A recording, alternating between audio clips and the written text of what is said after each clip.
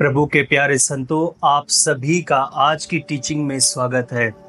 पिता की मैं स्तुति करता हूं जिसने आपको अब तक संभाल कर रखा है और आपको वह तृप्त करता है। हालेलुया।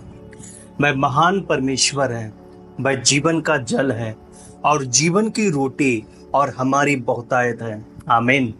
उसकी ही शक्ति से हमें शांति प्राप्त होती है, शक्ति प्राप्त होती है और उसी के सामर्थ्य से हम सामर्थ्यवान होते हैं।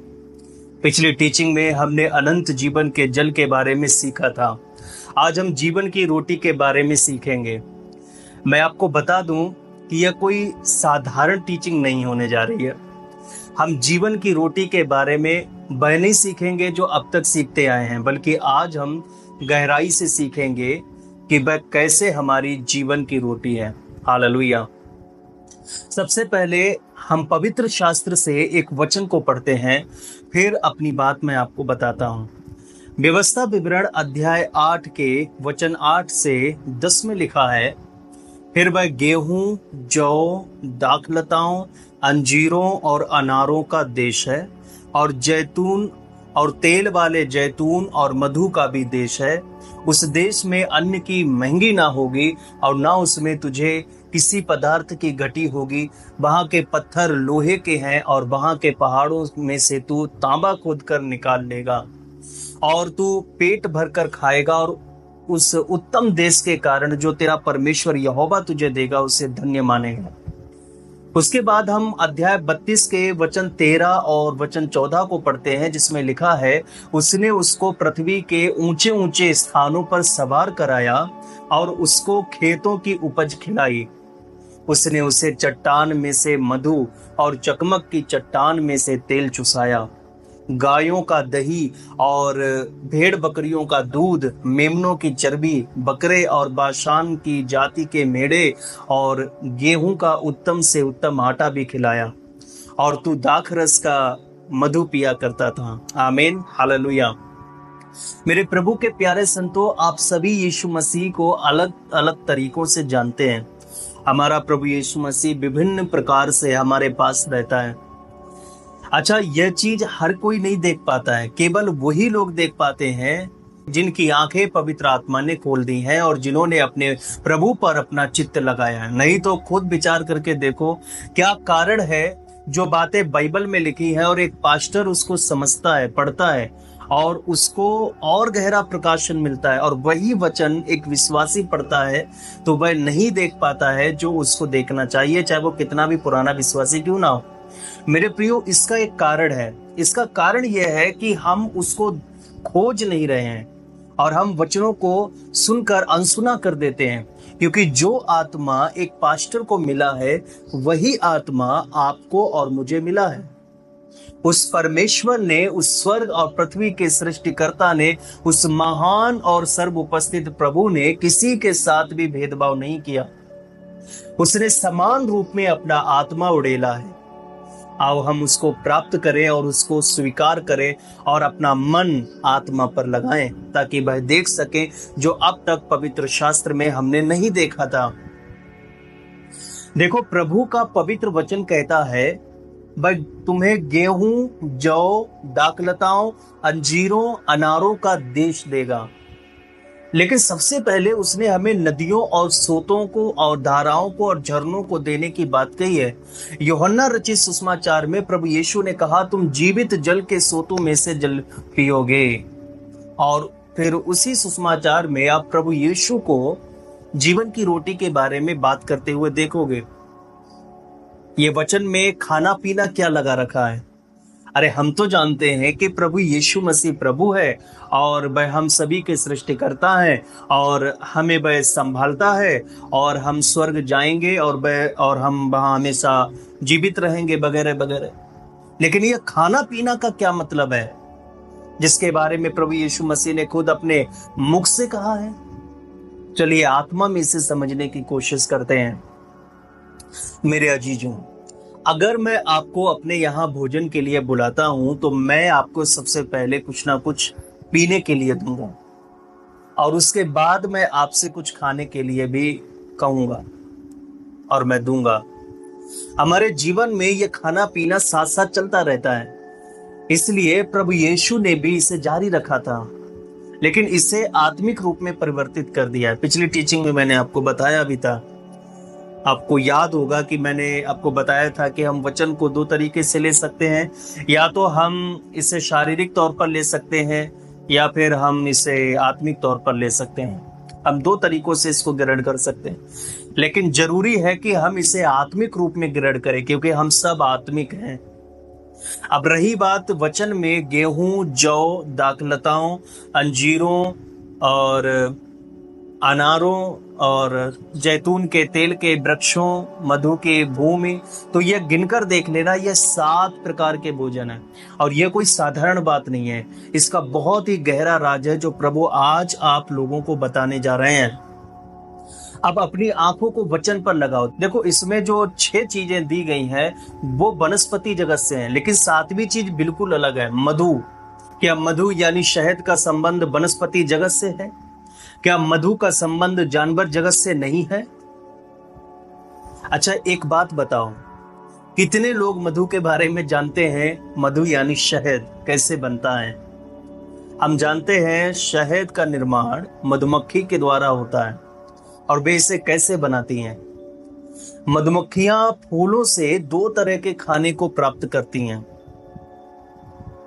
पहला तरीका है नेक्टर, जो फूलों के बीच के हिस्से से जमा होता है, और दूसरा तरीका है पोलन, जो प्रोटीन से भरपूर होता है और मधुमक्खियों के बच्चों को पोषण प्रदान करता है। इसके बाद जो बचा हुआ है, मधुमक्खियां शहद बनाने वाली कामगार यानी कि वर्कर मधुमक्खियों के मुंह में रस देती हैं, वर्कर मधुमक्खियां, और वे इस काम को अंजाम तक पहुंचाती हैं। शहद का स्वाद बेहद मीठा होता है और ये उत्तम और संतुलित भोजन की श्रेणी में आता है जो कोई अपने भोजन में शहद का इस्तेमाल करता है। हालेलुया। तो हम ऐसा कह सकते हैं कि प्रभु जो मधु हमें देने के लिए कह रहे हैं उसका संबंध कुछ वनस्पति जगत से है और कुछ जानवर जगत से है। समझ रहे हैं ना? क्योंकि मधुमक्खियों के द्वारा उत्पन्न किया गया प्रोडक्ट 2 प्रकार की प्रजातियों का मिलाप है। लेकिन हम इस अद्भुत रहस्य को बाद में सीखेंगे, क्योंकि वचन में सबसे पहले गेहूं का जिक्र हुआ है, इसलिए सबसे पहले गेहूं के बारे में जानते हैं। गेहूं किसका प्रतीक है? आपको पता है गेहूं के बारे में प्रभु यीशु मसीह ने यूहन्ना अध्याय 12 के वचन 24 में कहा है कि मैं तुमसे सच सच कहता हूं कि जब तक गेहूं का दाना भूमि में पड़कर मर नहीं जाता वह अकेला रहता है, परंतु जब मर जाता है तो बहुत फल लाता है। यहाँ गेहूं के बारे में प्रभु ने कहा जब तक वह मर नहीं जाता, मतलब कि यहाँ पर गेहूं प्रभु यीशु मसीह के बारे में कहा गया है। लेकिन प्रभु यीशु मसीह को गेहूं के रूप में क्यों कहा गया है? मेरे प्रियो, गेहूं प्रभु यीशु मसीह के देह धारण और उसकी सीमा का प्रतीक है। यीशु मसीह जब देह में आए तो वह सीमित थे। वचन में देखोगे तो प्रभु ने दाखलता से पहले, जौ से पहले गेहूं को स्थान दिया। गेहूं सभी भोजन वस्तु में प्रथम है। मसीह मनुष्य के रूप में परमेश्वर का वह देहधारी रूप है जिसे भूमि के अंदर गिरना है, मरना है और उसमें दबना है। यह वह गेहूं है जो उस मसीह को दर्शाता है जो देहधारी हुआ, वह मसीह जो मरा और वह मसीह जो गाड़ा गया। इसलिए मेरे प्रियो, जब कभी भी आप रोटी को खाएं तो उस रोटी को देखकर हमेशा याद करें कि यह मसीह के देह धारण का प्रतीक है। उसके बाद वचन में हम जौ को देखते हैं। यह जौ क्या है? जैसे गेहूं मसीह के देह धारण का प्रतीक है, उसी प्रकार जौ मसीह के पुनरुत्थान का प्रतीक है। आपको पता है जौ हमेशा सभी अनाजों की तुलना में सबसे पहले पकता है। और लय व्यवस्था अध्याय 23 वचन 10 में कहता है, प्रभु ने कहा इजराइलियों से कहे कि जब तुम उस देश में प्रवेश करो जिसे यहोवा तुम्हें देता है और उसमें के खेत काटो, तब अपने अपने पक्के खेत की पहली उपज का पूला याजक के पास ले आया करना। मेरे प्रियो, जब उपज का समय आता है तो उस उपज का पहला पूले का जो जिक्र किया गया है वह पूला जौ का पूला था, क्योंकि वही सबसे पहले पकता था। परमेश्वर पुनरुत्थान को सबसे पहले प्रीफर करते हैं, क्योंकि पहला कुरिन्थियों अध्याय 15 वचन 20 में लिखा है, परंतु सचमुच मसीह मुर्दों में से जी उठा है और जो सो गए हैं उनमें पहला फल हुआ है। इसलिए वचन के अनुसार यह प्रूफ मिल जाता है कि जौ पुनरुत्थित मसीह का प्रतीक है। आमीन। तो अब मैं ऐसे बोल सकता हूं कि गेहूं एक देहधारी, क्रूसित और गाड़े गए मसीह को दर्शाता है। ये दो प्रकार के अनाज मसीह के दो पहलुओं को उजागर करता है, उसका आना और उसका जाना। वे ये दर्शाते हैं कि मसीह गेहूं के रूप में पृथ्वी पर आया, क्रूसित हुआ, गाड़ा गया और जौ के रूप में पुनरुत्थित होकर ऊपर चढ़ गया। प्रभु के प्यारे संतों, आपको इन दोनों बातों पर पूरा ध्यान देना होगा क्योंकि वचन में लिखा है। अब मेरा एक प्रश्न है, उस प्रश्न का जवाब आपको खोजना है। क्या आपने गेहूं के रूप में मसीह का अनुभव किया है? और क्या जौ के रूप में आपने मसीह का अनुभव किया है? अगर आपने इसका अनुभव नहीं किया है तो मैं आपको इसका अनुभव करना भी सिखाऊंगा। हालेलुया। कितने लोग तैयार हैं? जब प्रभु यीशु ने 5000 लोगों को खिलाया तो उन्होंने उन्हें जौ की 5 रोटियों से खिलाया था, वो गेहूं की नहीं थी। क्या आपने ध्यान दिया कि वे रोटियां गेहूं की नहीं बल्कि जौ की 5 रोटियां थी? देखो, गेहूं यीशु की देह धारण का प्रतीक है और यीशु अपनी देह में सीमित रहे, और वही जौ पुनरुत्थान का प्रतीक है। और हम जानते हैं कि पुनरुत्थित यीशु अनलिमिटेड है, इसलिए जौ असीमितता को दर्शाता है। इसलिए जौ की 5 रोटियां होने के कारण 5000 लोगों को उसने भोजन खिलाया। अगर ये और संख्या होती तो खिलाता, क्योंकि ये असीमित है। और बचे हुए टुकड़ों के 12 टोकरे उठाए। यह है पुनरुत्थान की शक्ति। मसीह देह धारण में तो सीमित है, लेकिन पुनरुत्थान में वही मसीह असीमित है। मसीह अपने देह धारण के रूप में अनाज का केवल एक दाना है, भाई बस नासरत का एक छोटा सा बीज, एक नम्र और दीन बढ़ई। लेकिन जब वह पुनरुत्थान के जीवन में आया तो वह असीमित बन गया। पहले वह समय और स्थान में सीमित था, लेकिन अब वह असीमित है। प्रभु की स्तुति हो। आमीन। हालेलुया। प्रभु, मैं तेरी आराधना करता हूं। मेरे प्रभु के प्यारे संतों, एक प्रश्न यहाँ पर उठता है कि जब गेहूं इतना सीमित होने को दर्शाता है तो प्रभु हमें गेहूं को भोजन के रूप में क्यों देते हैं? आइए समझते हैं। मेरे प्रियो, जब कभी प्रभु की मर्जी से आप किसी ऐसी परिस्थिति में घिर जाएं जहां आप अपने आप को निस्सहाय महसूस करें, जहां आप पर भारी बोझ हो, तो उस समय आपको प्रभु यीशु का अनुभव गेहूं के रूप में करना है। जब उस असहाय और दबाव वाली परिस्थिति में आप प्रभु से संपर्क करोगे तो उस समय वह आपके लिए मात्र एक गेहूं के दाने के समान है। आपको वह सहन करना सिखाएगा। गेहूं के दाने के रूप में प्रभु का अनुभव करने पर आप प्रभु से कह पाओगे, प्रभु यीशु, आप अनंत काल के परमेश्वर हैं। आपने एक नश्वर मनुष्य का रूप धारण किया। आप में सामर्थ्य है कि आप किसी भी प्रकार की बंदिश को सहन कर सकते हैं। और आपको पता है, आपको सहन करने की शक्ति मिलेगी, और यही गेहूं के रूप में मसीह का अनुभव है। ठीक है? कितनी मेरी बात को समझ गए? मेरे प्रियो, एक बहन थी जो अमीर परिवार से थी। उसने एक मसीही विश्वासी से शादी की थी, और उस बहन की सास का संबंध अपने बेटे से तो अच्छा था, लेकिन परिवार के बाकी सभी सदस्यों से भी अच्छा था, लेकिन बहू के साथ उसका संबंध कुछ ठीक नहीं था।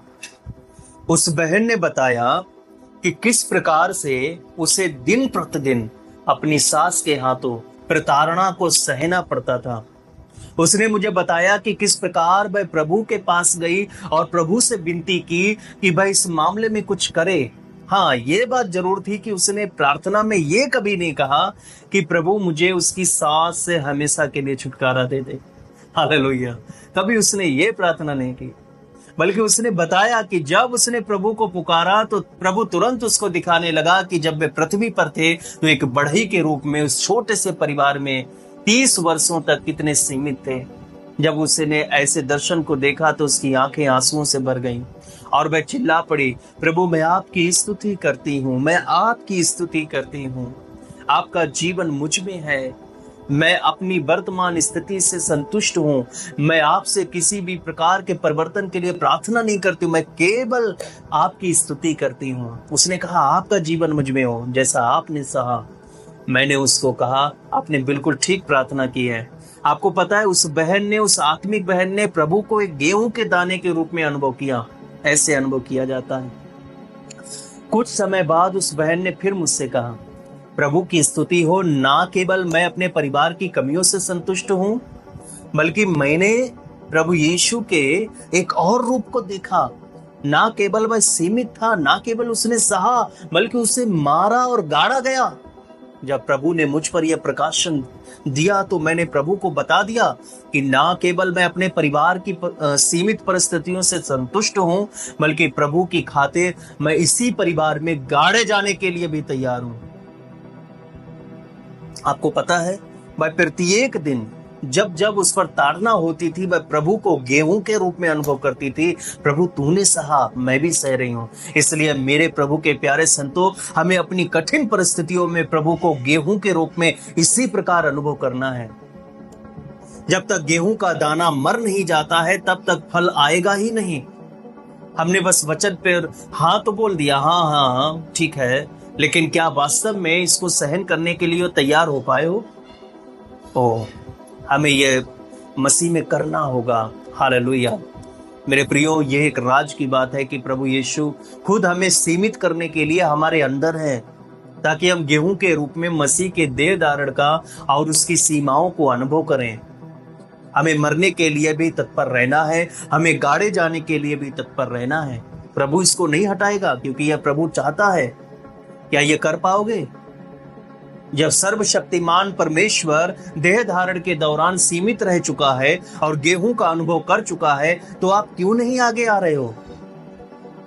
आप क्यों उसके उस देह धारण जीवन से पीछे हट रहे हो?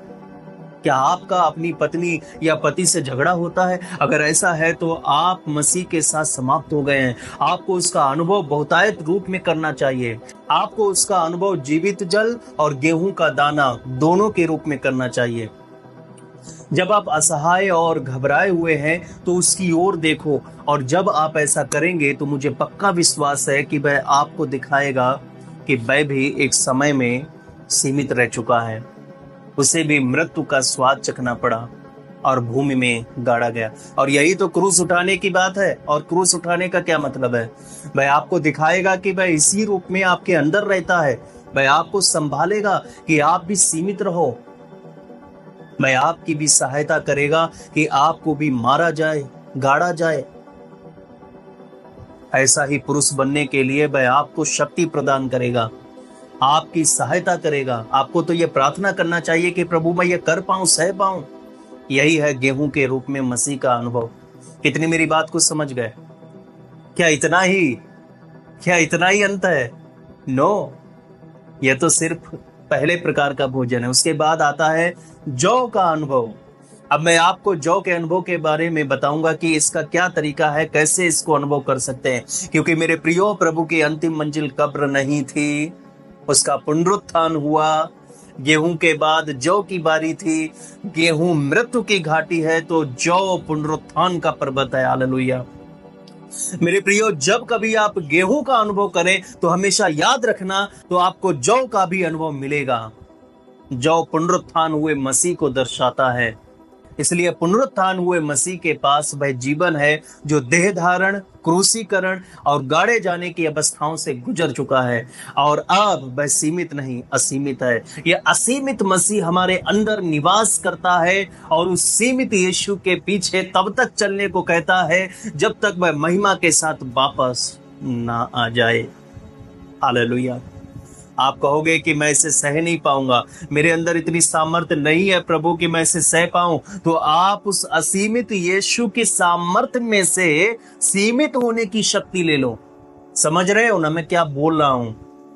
आपके पास असीमित शक्ति है, उसमें से जितनी भी शक्ति लोगे कभी खत्म नहीं होगी। तो आप सीमित होने की शक्ति बार बार लो और आप पार होते चले जाओगे। हर बार समस्याओं को भगाने और उसको हटाने के चक्कर में ना रहो, क्योंकि परमेश्वर कभी कभी समस्याओं को इसलिए देता है मसीह यीशु में उसके देह धारण की सीमित होने का अनुभव कर सको। जब आप यीशु मसीह के लिए खुद को सीमित करते हो तो इसमें एक आशीष छिपी हुई है। इस सीमित अवस्था में रहने के लिए शक्ति कहां से आती है? इस अवस्था में बने रहने के लिए हमें छोटी मोटी नहीं बल्कि बड़ी सामर्थ्य की आवश्यकता पड़ती है। हाँ, सीमित रहने की शक्ति होनी चाहिए, बड़ी सामर्थ्य की जरूरत है, क्योंकि क्रोधित होना आसान है लेकिन सब्र करने के लिए बड़ी सामर्थ्य की जरूरत है। किसी बात पर गुस्सा करना बहुत सरल है, लेकिन उसी बात के लिए लंबे समय तक कष्ट उठाते रहने के लिए स्वर्गीय शक्ति की आवश्यकता पड़ती है। बिना शक्ति के आप कभी भी कंट्रोल नहीं कर पाओ। इसलिए मेरे प्रियो, जो सामर्थ्य हमें सीमित रहने योग्य बनाती है वह प्रभु के पुनरुत्थान की सामर्थ्य है। मैं जानता हूं आने वाला समय और भी अधिक बुरा हो सकता है, इसलिए तब भी मैं मसीह के द्वारा उसकी शक्ति को लेकर हर समस्याओं से निपट सकता हूं। मैं असीमित जौ से सीमित होने की सामर्थ्य लूंगा। मैं जानता हूं मेरे पास आज 5 जौ की रोटियां नहीं है, मेरे पास तो सिर्फ 1 जौ की रोटी है। फिर भी मैं विश्वास करता हूं 5 क्या, मैं 10,000 को या 10,000 समस्याओं से निपट सकता हूं, क्योंकि मसीह की कोई सीमा नहीं है। मैं उसकी असीमितता में सीमित होने की शक्ति ले रहा हूं। प्रभु में मेरे प्यारे साथियों, मैं पुनरुत्थित मसीह की सामर्थ्य से देहधारी मसीह के पद चिन्हों पर चल सकता हूं। पुनरुत्थित मसीह के जीवन के साथ मैं सीमित यीशु का जीवन जी सकता हूं। कभी कभी कुछ लोग कहते हैं कि मैं सभा में जाता हूं तो कुछ बोल नहीं पाता हूं क्योंकि मेरे पास बोलने के लिए कोई शब्द नहीं है। लेकिन मैं कहता हूं कि आप लोग जब सभाओं में जाओ तो अपने साथ जौ की एक ही रोटी से विश्वास के साथ लोगों को खिलाने का काम करें। हो सकता है कि आपके सामने प्रेरित पौलुस क्यों ना बैठे हों, तब भी आप अपनी सीमित और छोटी सी जौ की रोटी का इस्तेमाल करके कुछ ना कुछ शब्द जरूर कहें। मेरे प्रियो, इसी प्रकार जब कोई भाई आपसे मिलने आए तो याद रखें कि उससे किसी न किसी रूप में अपने प्रभु मसीह का जिक्र जरूर करना है। अपने प्रभु को याद रखना है, उसको भूलना नहीं है। तभी आप रोजाना प्रैक्टिस में आ पाओगे। हम लोग आम बातचीत में मौसम के बारे में, खेत खलिहानों के बारे में, राजनीति के बारे में, नेताओं के बारे में वगैरह वगैरह जिक्र करते रहते हैं, या मौसम का बहुत अच्छे जिक्र करते हैं, बारिश हुई कि नहीं हुई, लेकिन मसीह का जिक्र करना भूल जाते हैं। आपको मसीह का प्रयोग करने का कोई भी अवसर नहीं गंवाना चाहिए। हालेलुया। उसे प्रयोग करें और उसे बार बार प्रयोग में लाएं, उसका प्रयोग करो, यही अपॉर्चुनिटी है। जब आप सभा में भाइयों और बहनों के साथ आते हैं, आपको अपनी जिम्मेदारियों का एहसास होना चाहिए। सभा में अन्य लोगों के साथ सहभागिता आपको करना चाहिए। आपको थोड़ा धन्यवाद और स्तुति जरूर करना चाहिए। आपको कुछ प्रार्थना भी करनी चाहिए। हालेलुया। ये आपकी जवाबदारी है, ये आपको करना है और जरूर करना है। खाली मत बैठो वहां जाकर। आप कहते हैं कि मैं कमजोर हूं, लेकिन मैं आपको बताना चाहता हूं कि आप मसीह में कभी कमजोर नहीं हो सकते। जब आप सभा में आते हैं तो उसका प्रयोग जौ की एक रोटी के रूप में करें, ताकि अपनी प्रार्थनाओं और गवाहियों द्वारा आप उन लोगों को आत्मिक भोजन खिला सके जो प्रभु के भूखे और प्यासे हैं। प्रयत्न करो।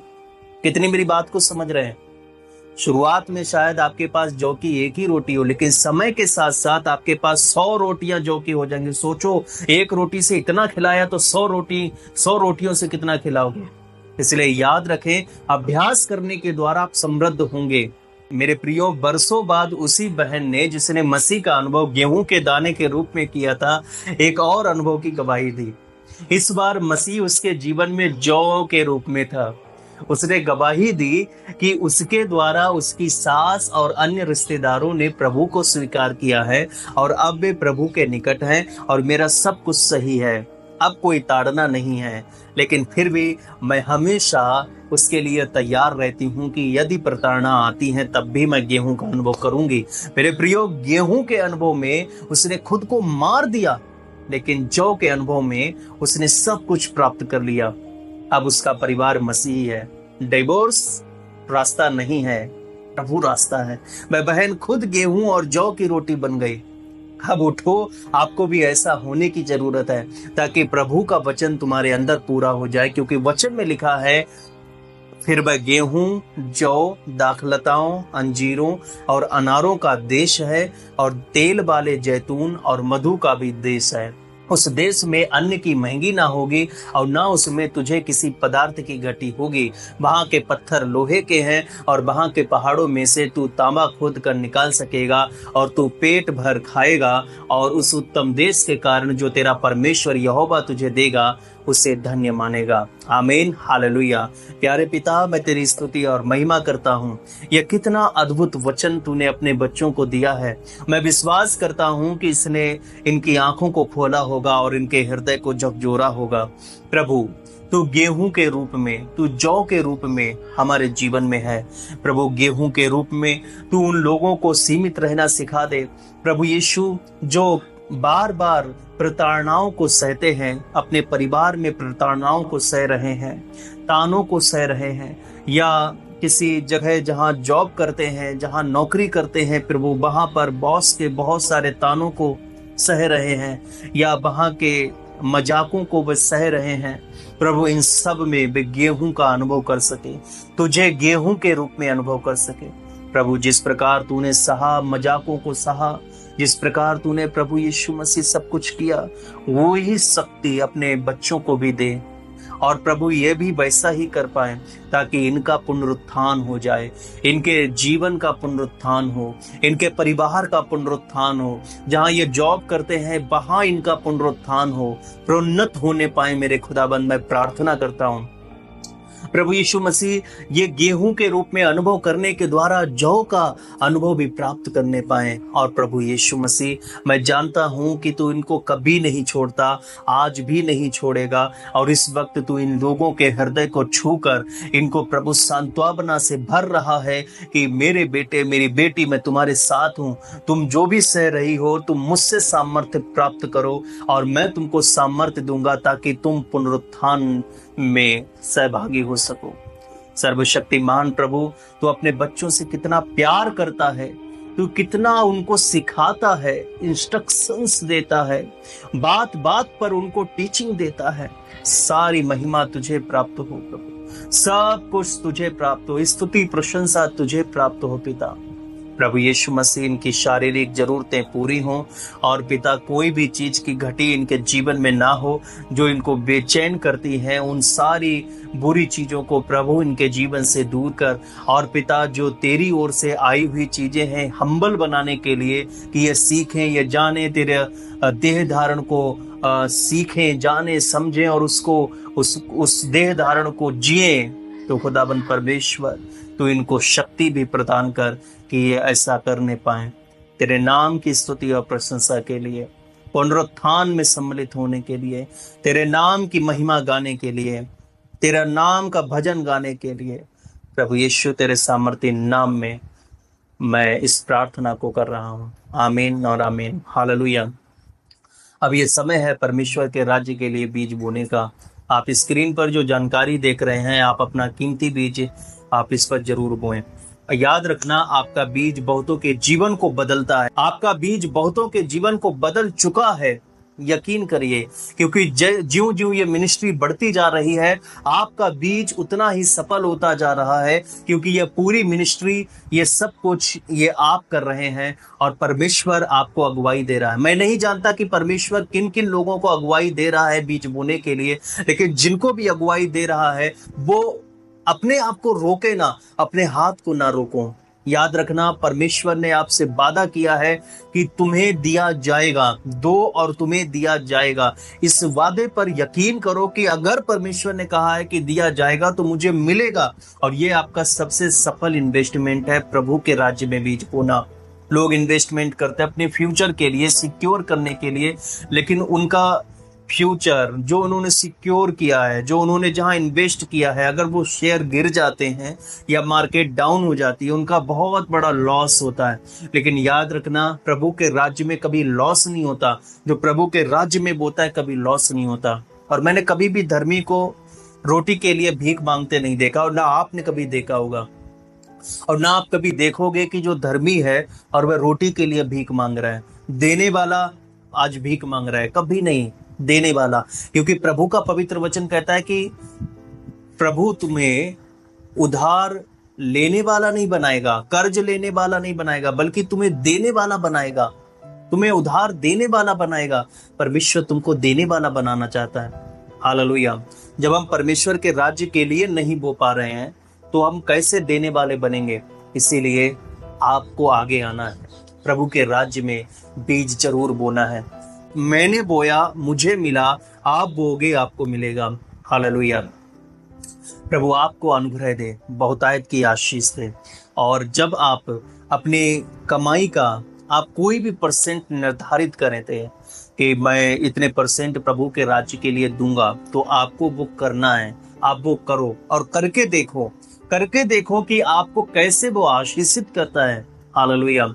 याद रखना कि जो भी आपको परमेश्वर देता है कमाई में, जो कुछ भी आपको आज दे रहा है, जो कुछ भी आपके पास है, वो परमेश्वर के राज्य को बढ़ाने के लिए ही है। किसी के पास अगर जॉब आती है तो प्रभु के राज्य के लिए ही आती है कि वह व्यक्ति प्रभु के राज्य में मदद करेगा।